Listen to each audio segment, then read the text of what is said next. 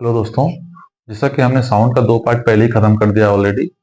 वो दोनों हमने अपलोड भी कर दिया है और उसका लिंक भी अवेलेबल होगा, फर्स्ट पार्ट में सेकंड का और सेकंड पार्ट में फर्स्ट का। और हमने जैसा कि बोला था कि कुछ कुछ जो बचे हुए कॉन्सेप्ट हैं उसको हम थर्ड पार्ट में कवर करेंगे। कुछ कुछ चीजें बची हुई थी उसको हम कन्वर्ट करेंगे। उसमें एक टॉपिक है हमारा ईयर। तो ईयर का सबसे पहले हम स्ट्रक्चर समझते हैं, क्योंकि इस पे क्वेश्चंस आते हैं, 5 नंबर के क्वेश्चंस भी आते हैं कभी कभी सब्जेक्टिव में, और ऑब्जेक्टिव में भी कुछ क्वेश्चन आते हैं। तो देखिए, ईयर में क्या समझना सबसे पहले कि सबसे पहले इसको 3 भाग में बांटा गया है: आउटर ईयर, मिडिल ईयर और इनर ईयर। तो सबसे पहला क्वेश्चन तो यही हो गया कि आउटर में कौन कौन पार्ट आएगा, मिडिल में कौन कौन आएगा, इनर में कौन आएगा। तो आउटर में दो चीज आ रहा है हमारा, एक तो पिन्ना है और दूसरा है ईयर कैनाल। और तीसरा पार्ट जो है, ये दोनों मिड और आउटर को अलग करती है, उसको क्या बोलते हैं, ईयर ड्रम। मिडिल पार्ट में बोन्स आते हैं, मेनली 3 बोन्स हैं: मेलस, इनकस और स्टेप्स। याद रखिएगा, मेलस, इनकस और स्टेप। साइज भी इसका उसी प्रकार से होता है। ठीक, मेलस, इनकस, स्टेप, ये 3 बोन है, इसको याद रखिएगा, मिस कोडवर्ड इसका बन गया। इनर में जो चीज आती है वो क्या क्या है, ये हमारा कोकिलिया आता है, वाटरी लाइक सब्सटेंस होता है, और उसके बाद ऑडिटरी ऑडिटरी जो नर्व है हमारा वो आता है, ये हमारा मस्तिष्क से जुड़ा हुआ होता है। अब ये तो पार्ट रहा। पहला क्वेश्चन ये कि किस पार्ट में क्या क्या चीज अवेलेबल होगा। अब हमको कैसे साउंड सुनाई पड़ता है, ये चीजों को अगर हमको समझना हो तो बहुत क्लियरली आप समझ सकते हैं कि जो हमारा साउंड है वो किसके से चलता है, कंप्रेशन और रेयरफेक्शन। कंप्रेशन एंड रेयरफेक्शन, दबता है फैलता है, दबता है फैलता है। तो वो चीजें एयर में होते होते वो कहाँ आएगी, हमारे एयर पिंडा के पास आएगी, और एयर पिंडा से होते हुए ये कहाँ जाएगा, ईयर कैनाल में, और ड्रम में जाके हिट करेगा।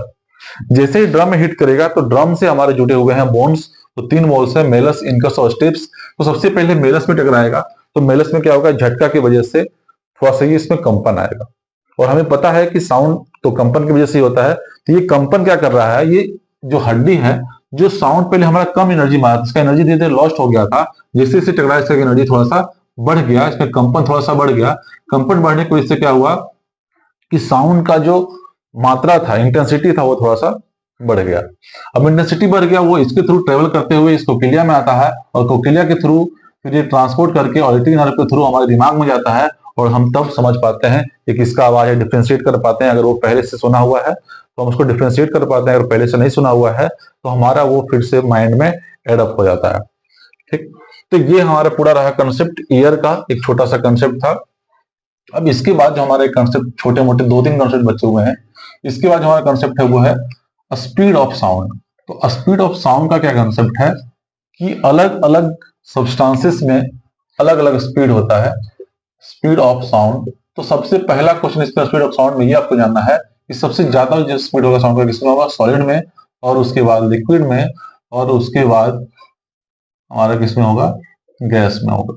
तो अब इसके बहुत सारे एग्जांपल्स हम ले सकते हैं। कुछ कुछ एग्जांपल्स तो पूछे जाते हैं, जैसे आपका हम सॉलिड में एग्जांपल जैसे अगर हम ले लें, आयरन का ले लें, एल्युमिनियम ले लें, उसके बाद स्टील ले लें, कुछ कुछ एग्जांपल ले रहे हैं आपको। तो इस सबका जो रेंज है वो 5000 के लगभग रहता है। जैसे इसका 5030 है, इसका उसी प्रकार से 5100 के लगभग है, और इसका जो है लगभग 5180 के लगभग हुआ। यानी कि आप समझ सकते हैं कि 5100 के अराउंड है। ये ऑलमोस्ट मैं लिख रहा हूँ, एग्जैक्ट नहीं है।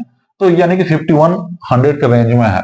बट जहां हम लिक्विड की बात करें, जैसे लिक्विड का कुछ एग्जांपल, जैसे वाटर ले लें हम, तो वाटर में क्या है, 1400 से 1500 के रेंज में होता है। जैसे 1480 मान लीजिए। और से सी वाटर का अगर हम बोले, सी वाटर क्योंकि थोड़ा सा गाढ़ा होता है, तो इसका जो साउंड का स्पीड होगा उसमें थोड़ा सा ज्यादा होगा, 1522 होगा। इसी प्रकार से हम जैसे मेथोनॉल ले लें तो 1100 के रेंज में लगभग आता है। इसी प्रकार से हम केरोसिन ले लें 1300 के रेंज में लगभग आता है। तो ये आपका एक रेंज दिमाग में रखना है कि इस रेंज में होगा। यानी कि सॉलिड तो ज्यादा ही होगा, लिक्विड है तो थोड़ा सा कम होगा, और गैस है तो और कम होगा। गैस के भी कुछ एग्जाम्पल ले सकते हैं, जैसे इसमें 1480 हो गया, 1522 हो गया, 1100 के रेंज में हो गया, 1388 के लगभग में होता है। ठीक, केरोसिन का, ये मेथनॉल का था। अब इसी प्रकार से अगर हम बात करें एयर का, तो एयर में कितना होता है हमें पता है, 332 से 340 भी कहीं देता है, कहीं 330 भी देता है। तो उसी के राउंड होता है। एयर में एक एक्सेप्शन जो हमारा है वो हाइड्रोजन है, जिसमें 1200 के लगभग होता है। बाकी सब जो है वो बहुत कम कम होता है, 300-400 के रेंज में होता है। ठीक है, एयर है। नाइट्रोजन भी इसी प्रकार से अगर लीजिएगा नाइट्रोजन का, तो नाइट्रोजन का भी आपको कितना होगा, लगभग 337 होगा। तो अपने एग्जाम्पल देने के पीछे रीजन ये था कि हम ये चीजों को समझ पाएंगे, सॉलिड में ज्यादा होता है, लिक्विड में उससे कम, गैस में सबसे कम। जैसे हम एग्जाम्पल देख रहे हैं, ये सब सॉलिड है, ये सब लिक्विड है, ये सब गैसियस प्रोडक्ट है। तो इन चीजों में हम कुछ कुछ दाम पूछ भी लिया जाता है, जिससे कि आयन का पूछ लिया जाता है, तो आपको ध्यान का रखना है 5000 के रेंज में होता है। वाटर का पूछ लिया जाए तो 1400 के रेंज में होता है, 1480 से 1500 भी बोल सकते हैं आप। एयर में 330 के लगभग, हाइड्रोजन एक एक्सेप्शन है जिसमें 1200 के लगभग होता है। तो ये आपका एक कंसेप्ट था स्पीड ऑफ साउंड का। इसके बाद ही एक और कंसेप्ट आता है हमारा सुपरसोनिक स्पीड। एक एक चीज मैं क्लियर कर रहा हूं, जो छोटा हुआ टॉपिक है सुपरसोनिक स्पीड। अब देखिए इसके थोड़ा टर्म से भी क्लियर हो जाएगा आपका। सुपरसोनिक स्पीड कहने का मतलब हुआ कि अगर कोई चीज हवा में गतिमान है, गति कर रही है, चल रहा है, तो अगर उसका स्पीड साउंड के स्पीड से ज्यादा हो जाए, तो हवा में साउंड की स्पीड लगभग ये है, और उसके स्पीड से ज्यादा हो जाए तो हम बोलते हैं कि ये जो वस्तु चल रहा है वो किससे चल रहा है, सुपरसोनिक स्पीड से चल रहा है, यानी कि साउंड के स्पीड से ज्यादा चल रहा है। तो ये आपका एक कंसेप्ट था, दो चीज, एक स्पीड और एक सुपरसोनिक स्पीड, जो हमने आपको क्लियर करने की कोशिश किया है। इसके बाद एक दो टॉपिक और है। इको हमने बताया था कि इको कैसे होता है, उसका मिनिमम रेंज कितना चाहिए इको के लिए। तो आज हम क्या पढ़ेंगे, इको का यूज पढ़ेंगे कि इको का हम यूज कहाँ कर सकते हैं। ठीक, तो सबसे पहला जो इसका यूज हम कर सकते हैं वो कहाँ कर सकते हैं, स्पीड निकालने में। दूसरा, बैट इसका उपयोग करते हैं, चमगादड़ लोग इसका यूज करते हैं। तीसरा जो हम इसका यूज कर सकते हैं वो इको कार्डियोग्राफी और अल्ट्रासोनोग्राफी। अल्ट्रासोनोग्राफी, देखिए तीन चीजों को समझते हैं कि क्या क्या है। स्पीड ऑफ साउंड निकालने में मदद करता है। तो जैसा कि हमको इको हमने कहा था कि इको के लिए सबसे मिनिमम दूरी क्या चाहिए, उसमें हम एक फॉर्मूला भी लाए थे कि v बराबर 2d/t। तो अगर हमें ये चीजें पता है पहले से कि मिनिमम कितना इको के लिए हो सकता है, तो हम इसका भी आसानी से निकाल सकते हैं। ठीक उसी प्रकार से बैट क्या करता है, बैट एक ऐसा जानवर है, एनिमल है, जो कि अल्ट्रासोनिक, मतलब कि 20,000 से ज्यादा हर्ट्ज तक वो साउंड निकाल सकता है। लगभग 1 लाख के लगभग हर्ट्ज निकालता है, और 1 लाख हर्ट्ज निकालने के 10,000 लाख, ठीक, 1 लाख हर्ट्ज का वो निकालता है साउंड, और इसको सुनने की भी क्षमता रखता है। तो इससे बेनिफिट इसको क्या मिलता है कि जैसे वो क्या कर रहा है, साउंड निकाल रहा है 1 लाख हर्ट्ज का, तो उसकी वजह से उसके रास्ते में जो ऑब्स्टेकल आ रहे हैं, जो कठिनाई आ रहा है, उसको पहले ही आभास हो जाता है उसको कि हाँ यहाँ कुछ आने वाला। तो जस्ट देखते होंगे आप कि अचानक से वो जाने के बाद टर्न ले लेता है। चमगादड़ जबकि रात में चलता है, उसके बावजूद भी वो जल्दी टकराता नहीं है, बहुत रेयर टकराता होगा। तो उसके पीछे रीजन ये है कि वो अल्ट्रासोनिक साउंड छोड़ रहा है और उसको रिसीव भी कर रहा है। तो उसको डिस्टेंस पता चल जाता है कि कितने डिस्टेंस पे हमारा ऑब्स्टेकल है, तो वहां जाने से पहले वो क्या करता है, टर्न ले लेता है। तो ये एक यूज रहा बैट में।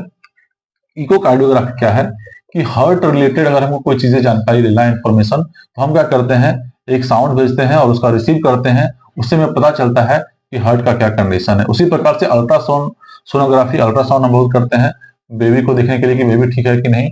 किडनी स्टोन में भी हम इसका यूज करते हैं पता लगाने के लिए, और भी इसके मल्टीपल यूज हैं।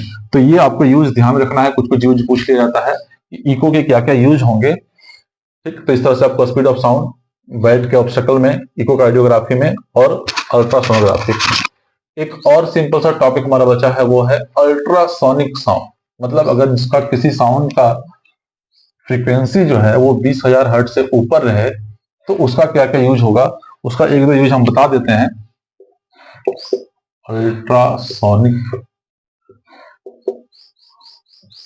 साउंड का जो यूज होगा, पहला तो एक ये है कि डेप्थ, जो हम सोनार में यूज किए थे डेप्थ निकालने के लिए। सेकेंड जो इसका यूज है मेटल के डिफेक्ट में।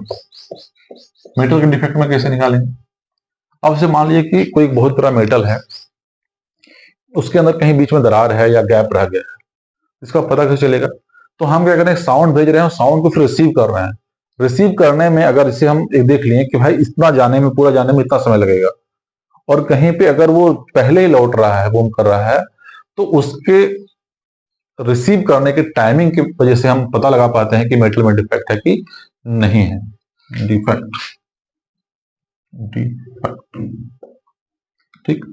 तो ये आपका ऑलमोस्ट आज साउंड तो चैप्टर है जनरल कंपटीशन लेवल पे, और 9th 10th के लेवल पे हमने कंप्लीट कर दिया है। बाकी 11th-12th का जो कंसेप्ट है वो स्पेसिफिक हो जाता है, उसमें वेब वगैरह में पढ़ना होता है, उतना हाई लेवल का क्वेश्चन आपको जनरल कंपटीशन वगैरह में नहीं आता है, और ना ही 9th-10th में पूछा जाता है। तो हमने 9th-10th और जनरल कंपटीशन के हिसाब से ये पूरा साउंड रिविजन के तौर पे पढ़ाने की पूरा कोशिश किया है। तो आपको अगर अच्छा लगे तो इसके बाकी 2 पार्ट्स भी आप देख सकते हैं। बाकी दोनों पार्ट्स को आप मिला लेंगे तो ये पूरा साउंड कंप्लीट हो जाएगा, और संभवतः आपको अच्छा लगा होगा, और अच्छा लगे तो कमेंट जरूर करें और चैनल को सब्सक्राइब करें। Thank you.